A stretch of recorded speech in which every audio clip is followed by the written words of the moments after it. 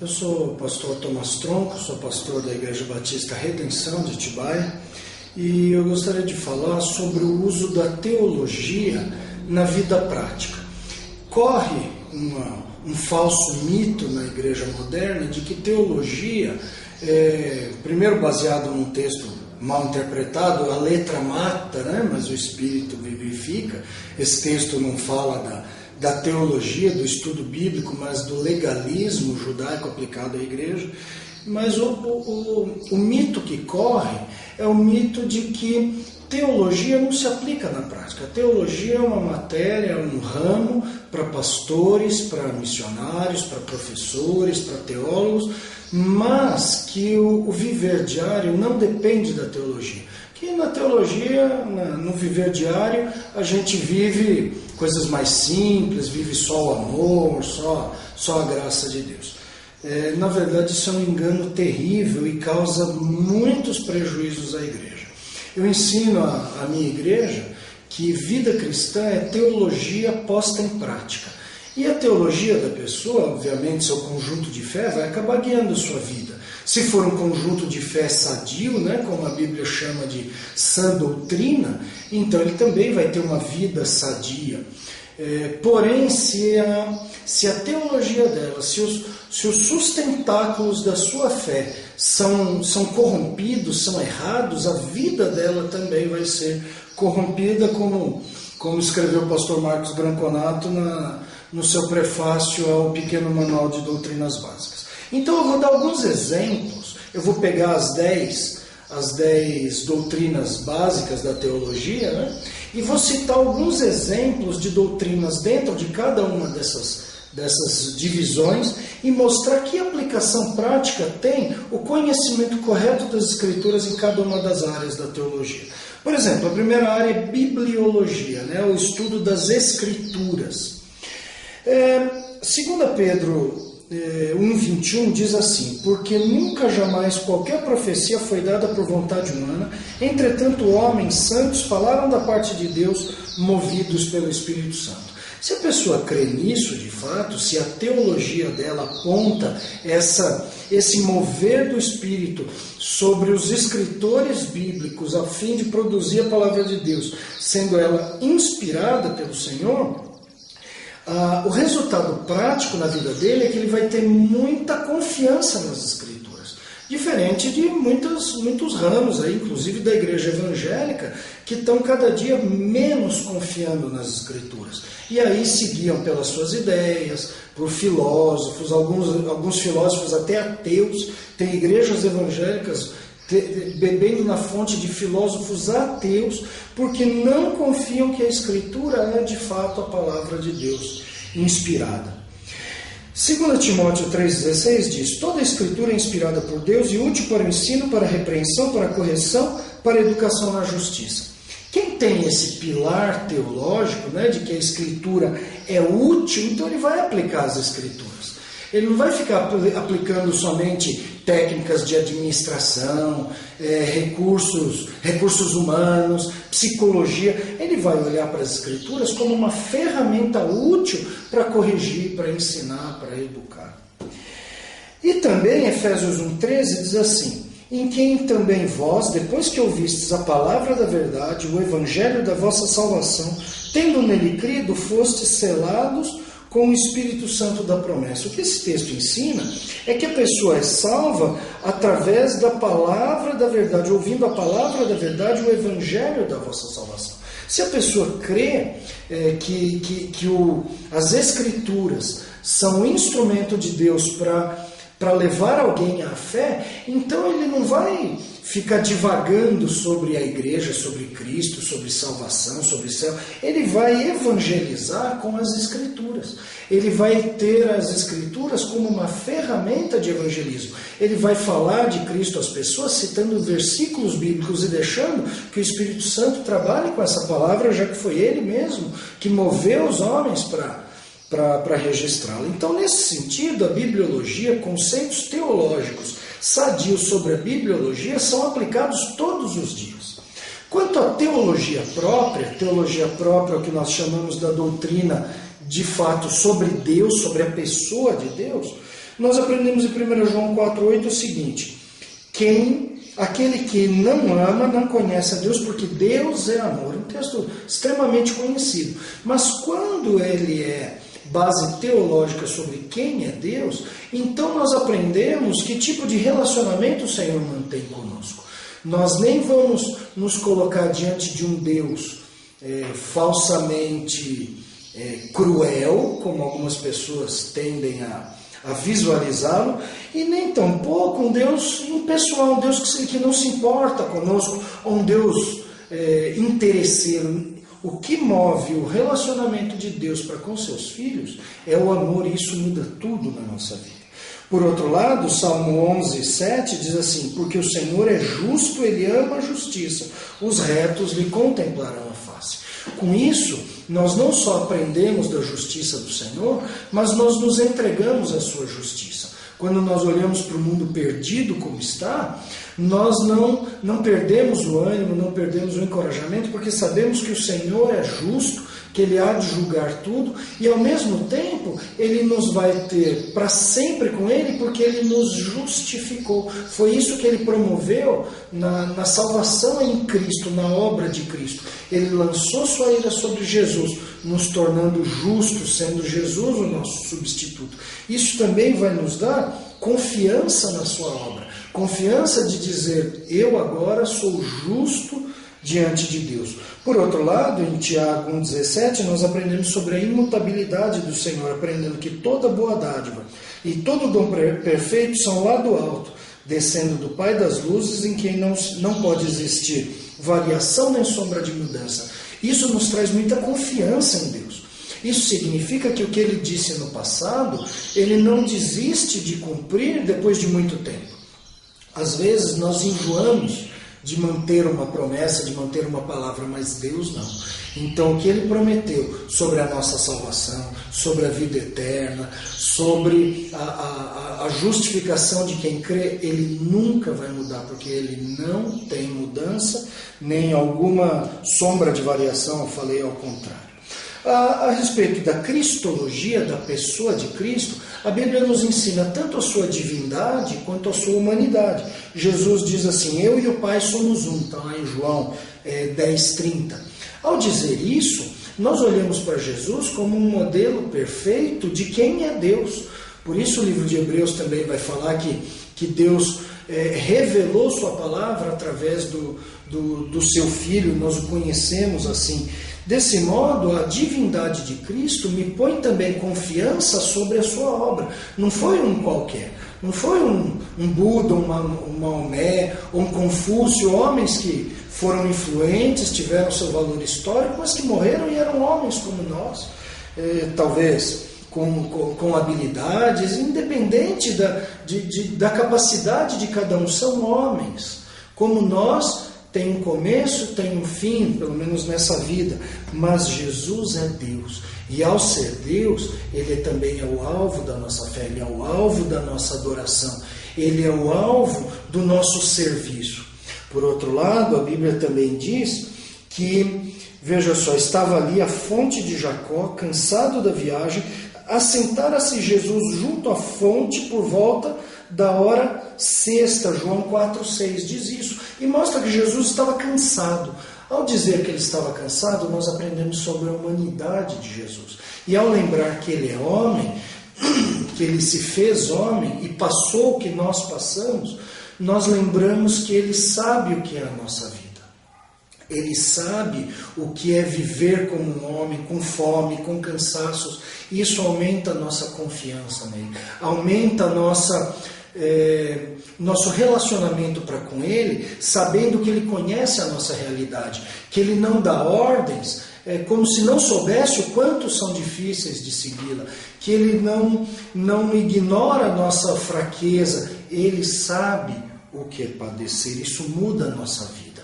Tudo isso tem uma aplicação prática no dia a dia da dona de casa, no dia a dia do aluno da escola, no dia a dia do pai de família.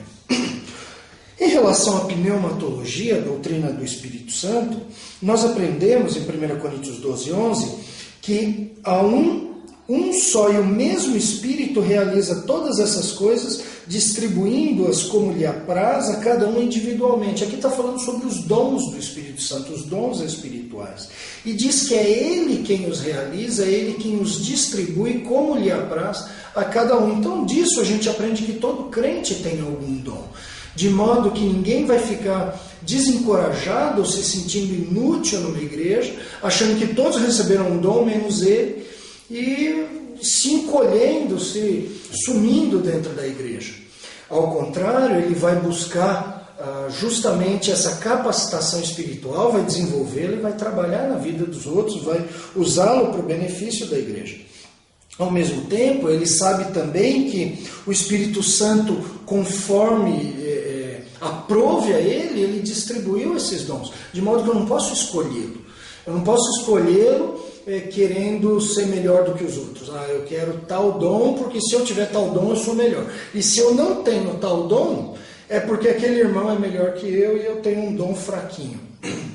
Ao contrário, o Espírito Santo, Deus, através do Espírito Santo, nos deu justamente o que precisávamos para desenvolver o papel que Ele programou para nós. De modo que todos são fundamentais, ninguém deve se orgulhar, ninguém deve invejar o dom alheio.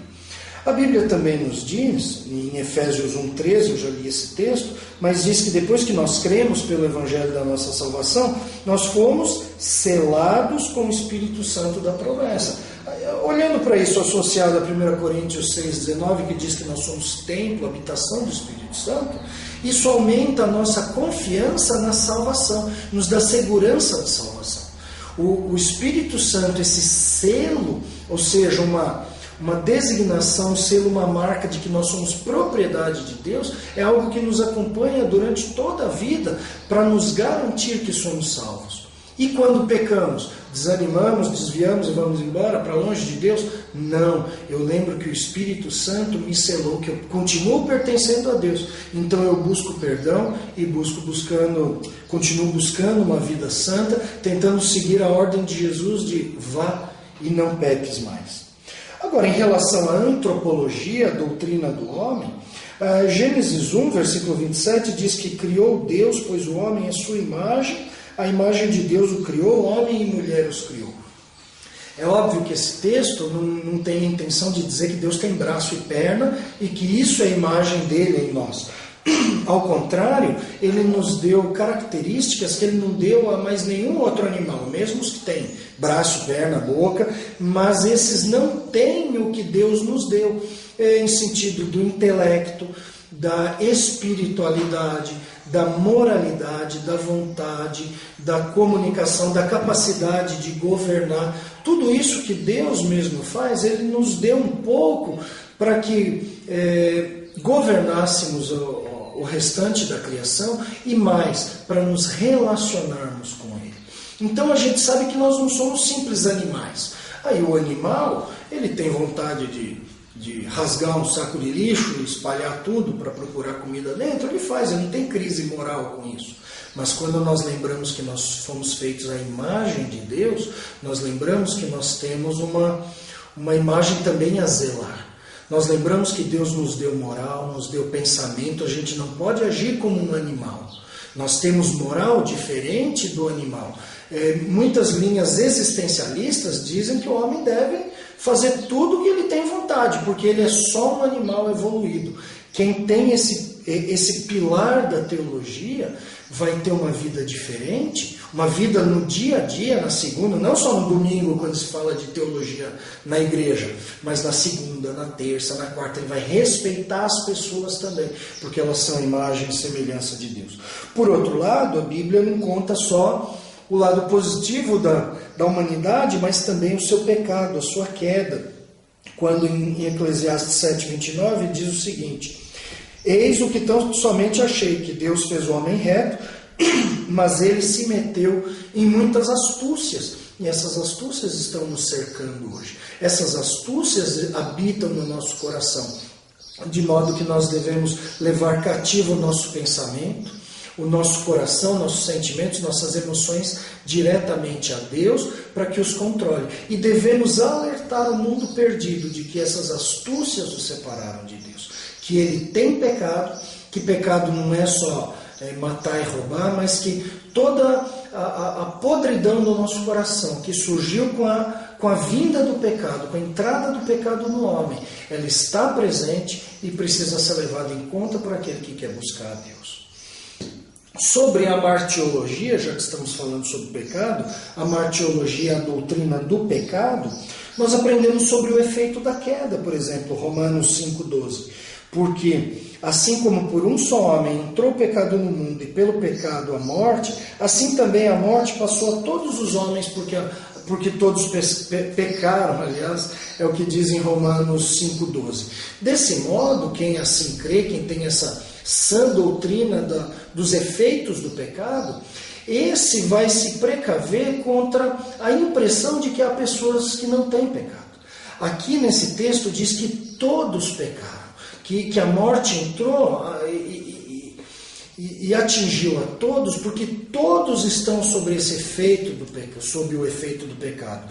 De modo que quando ele evangelizar, ele não vai poupar esforços, nem vai fazer escolhas. Ao contrário, ele vai pregar a todos. Ele vai se esforçar a pregar para crianças, para velhos, para pessoas que parecem bondosas, para pessoas que demonstram mais a sua pecaminosidade, mas ele vai se esforçar para levar o evangelho a todos, porque sabe que o pecado a todos atingiu. E principalmente porque a Bíblia também nos fala da nossa dependência de Deus. Romanos 3,23 diz: pois todos pecaram e carecem da glória de Deus. Ele vai informar isso às pessoas, ele vai se incomodar com a situação das pessoas, ele não vai olhar para a vida perdida delas, para os rumos errados das suas vidas, e ele não vai se contentar em dizer o seguinte: esse é o caminho que ela escolheu, todos os caminhos são válidos. Não, a pessoa separada de Deus, a pessoa carente da glória de Deus, essa pessoa ruma para o inferno. Esse também é um dos efeitos da queda, conforme que já vimos. E o que faz com a pessoa que sofre esses efeitos da queda? Aí a soteriologia, a doutrina da salvação, nos ensina.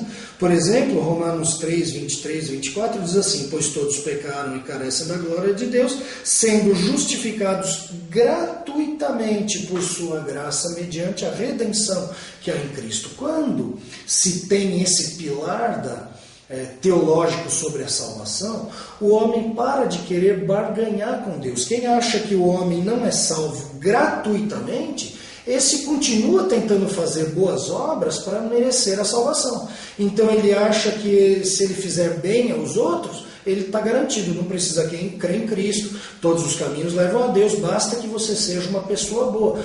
Ou muitas vezes a pessoa tenta fazer alguns sacrifícios, ela faz prolongados jejuns para sofrer, achando que Deus olha para isso, fica impressionado e a perdoa e a salva por causa disso, subindo escadarias de joelho, pagando promessas, tudo isso que distrai o homem do verdadeiro evangelho e acaba o levando para o inferno. Isso é deixado de lado quando a pessoa lembra, quando a pessoa sabe dessa verdade teológica de que o homem é gratuitamente justificado. E como? Por meio da fé em Cristo, é o que Romanos 3, 23 diz assim: quem crê no Filho tem a vida eterna. O que todavia se mantém rebelde contra o Filho, não verá a vida, mas sobre ele permanece a ira de Deus. Então ele vai apresentar o Evangelho. Romanos 10, 17 diz: a fé vem pela pregação e a pregação pela palavra de Cristo. Então o que ele vai fazer? Ele vai apresentar para as pessoas, através do Evangelho, como já vimos, a obra de Cristo, e vai convidar os seus ouvintes a crer em Cristo. Lembrando que a fé cristã não é um simples assentimento intelectual, mas uma entrega pessoal. É isso que ele vai ensinar para as pessoas, é assim que ele vai oferecer o Evangelho. Ele não vai basear o seu evangelismo em programações da igreja, em personalidades evangélicas, em artistas, em grandes pastores. Ele vai apresentar o Senhor Jesus como fonte de salvação. E o meio de salvação gratuita é a fé no Senhor Jesus. Isso muda tudo na vida cristã. Sobre a eclesiologia, sobre a vida da igreja, já que a eclesiologia é a doutrina da igreja, nós aprendemos na teologia qual é a identidade da igreja. Efésios 1 começa assim: Paulo, apóstolo de Cristo Jesus, por vontade de Deus, aos santos que vivem em Éfeso e fiéis em Cristo Jesus. Ele diz que a igreja é formada por santos e fiéis. Essa é a igreja, pessoas santificadas, separadas do mundo, pessoas que Jesus tirou do mundo pela salvação gratuita através da fé e trouxe para si. Santificar quer dizer separar. Ele separou para si. Isso quer dizer que o cristão não é uma pessoa comum. Ele não é mais aquele velho homem, por isso ele não pode mais viver como aquele velho homem. Jesus o separou do mundo e o separou para si, para ser também alguém fiel, fiel à sua palavra, à sua vontade, ao seu serviço. E sobre a função da igreja, 1 Pedro 2,9 diz: vós, porém, sois raça eleita, sacerdócio real, nação santa, povo de propriedade exclusiva de Deus, a fim de proclamardes as virtudes daquele que vos chamou das trevas para a sua maravilhosa luz. Então, quando a pessoa conhece a teologia da função da igreja, ela aprende que a sua missão como cristão, como igreja, é anunciar as virtudes daquele que nos chamou das trevas para a luz. Não existe crente que pode guardar o evangelho para si. Não existe crente agente secreto. Isso no seu dia a dia. A gente está falando aqui de teologia, mas a implicação disso é plenamente prática. Quando o cristão lembra que teologicamente ele é alguém chamado para anunciar, é isso que ele vai fazer. Nossa missão, Atos 1,8, é fazer isso aqui e em toda parte, já que diz assim: mas recebereis poder ao descer sobre vós o Espírito Santo e serei minhas testemunhas, tanto em Jerusalém como em toda a Judéia, Samaria, até os confins da terra. Essa missão de anunciar o Evangelho é em toda parte. Então não existe assim: eu quero ser missionário, então vou pregar só lá longe, e aqui não. Não, é para anunciar aqui também. Bom, eu prego aqui para esse grupinho, para aquele outro não.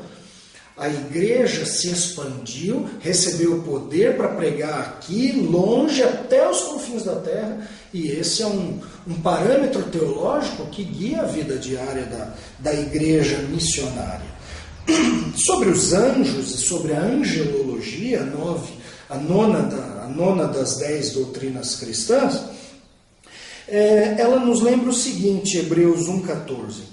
Não são todos eles espíritos ministradores, enviados para serviço a favor dos que hão de herdar a salvação?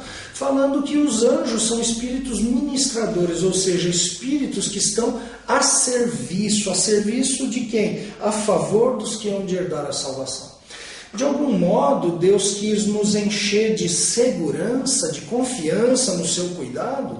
Ele que não tem dificuldade de fazer nada e que não necessita de ninguém para fazer a sua obra, ele comissionou os anjos a ministrarem, a servirem os homens. Por quê?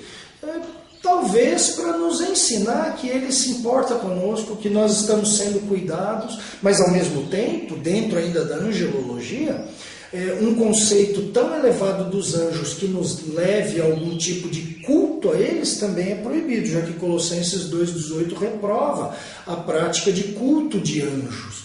Então, nós confiamos que Deus está cuidando de nós por várias maneiras, incluindo pelos anjos, mas não lhes rendemos culto.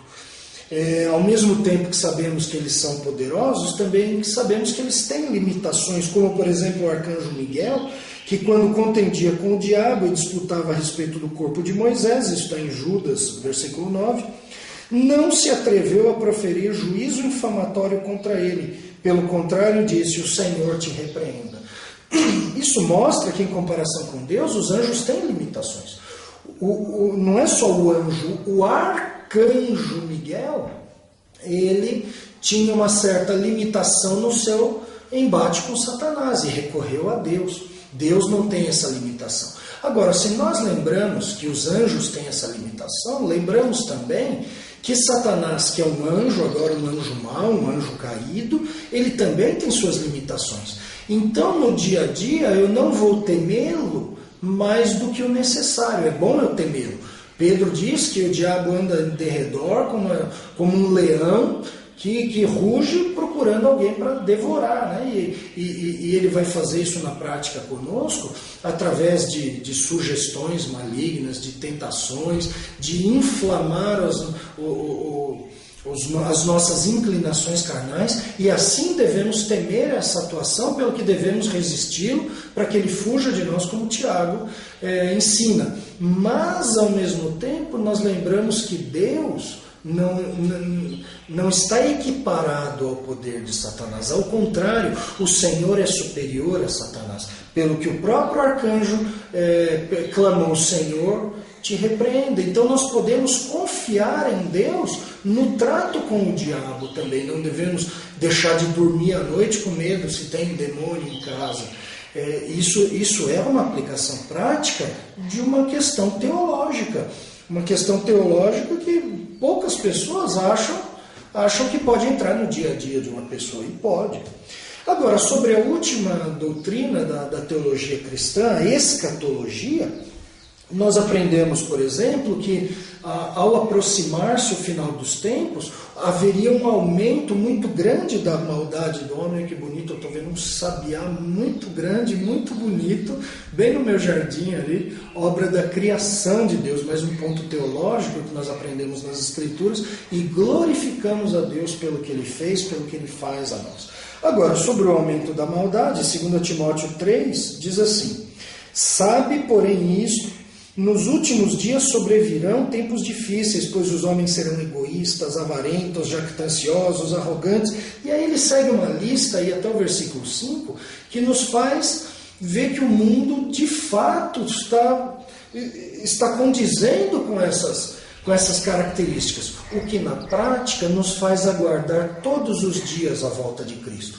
Aí na nossa vida diária nós sempre agimos como se fosse o último dia, e procuramos nos santificar, procuramos agir corretamente para com a nossa missão, para com o nosso dom, para com a nossa igreja, para com os nossos irmãos, para com o nosso Senhor. De modo que também nós não olhamos o aumento da maldade do mundo como algo natural, como se o mundo agora está em outro tempo, é outra cabeça, e eu tenho que me adaptar ao mundo, eu também tenho que me contemporizar com o mundo. Ao contrário, esses sinais não são sinal de evolução, são sinal dos tempos, e sinais de que a maldade do homem está crescendo e que o diabo tem cada vez mais influência nesse mundo. Por outro lado, eu também lembro que enquanto essa maldade cresce, também está se aproximando o juízo de Deus. Mateus 25:41 diz assim: então o rei dirá também aos que estiverem à sua esquerda: apartai-vos de mim, malditos, para o fogo eterno preparado para o diabo e os seus anjos. Que aplicação um texto como esse pode ter? Bom, várias. Primeiro, eu vou pregar aos homens, aos perdidos, avisando que o juízo vem. Eu vou me sentir incomodado com a situação deles, eu não vou me acomodar, eu vou querer ser de fato um crente que evangeliza, um crente que anuncia a verdade. Mas por outro lado, eu também não vou ficar desanimado, como ficou desanimado o autor do Salmo 73, que quase acabou metendo os pés pelas mãos, de olhar para a injustiça crescente e para a impunidade. Ele olhava, ele tinha até a impressão de que os ímpios nem doentes ficavam, e com isso ele quase se desviou. Quando nós lembramos que o Senhor vai trazer justiça plena um dia, nós olhamos para a criminalidade, olhamos para a corrupção e nos entregamos nas mãos daquele que julga corretamente. Eu não tomo a justiça na minha mão, eu não desanimo de ser justo, eu não abandono o caminho da verdade, eu confio e espero que um dia o Senhor trará justiça para todos os malfeitores. E por fim, Apocalipse 21 diz assim: vi novo céu e nova terra, pois o primeiro céu e a primeira terra passaram, e o mar já não existe. E aí ele continua falando sobre Deus enxugar os nossos olhos, de modo que nunca mais haverá pranto nem dor. Isso tem uma aplicação prática diária nos nossos sofrimentos, nas nossas dificuldades, nos nossos desesperos. Nós abandonamos o desespero seco e recorremos à esperança. Porque além de termos um Deus que nos ama agora, como já vimos, nós temos um Deus que nos preparou um futuro onde não há dor. Desse modo, dá para enfrentar melhor as dificuldades desse mundo. Já que quando eu estiver na vida eterna, o que importa se eu fui rico, se fui pobre nessa vida? Se eu chorei mais ou se eu sorri mais? Ao contrário, quando eu estiver na vida eterna, tudo isso fica para trás e só permanece aquilo que eu produzi de positivo, aquilo que tem valor eterno, aquilo que é tesouro, que a traça e a ferrugem não pode corroer. O que nos ajuda todos os dias, o que molda os nossos propósitos todos os dias e o que deve nos levar em esperança até o final da nossa vida.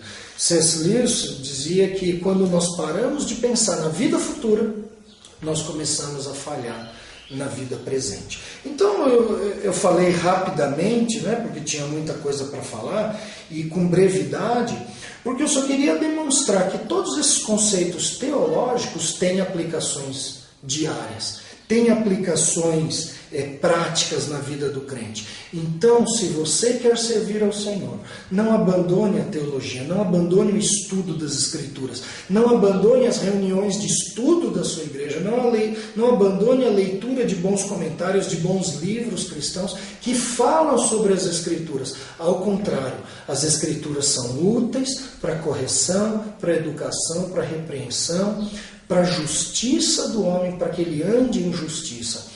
Busque nas Escrituras as informações sobre quem é Deus, sobre tudo que Ele fez, quem nós somos, quem seremos no futuro, e que esse conhecimento, pela graça do Senhor, pelo Espírito Santo que trabalha com tudo isso no nosso coração, faça de você um crente melhor nessa vida, você que vai viver para sempre na eternidade.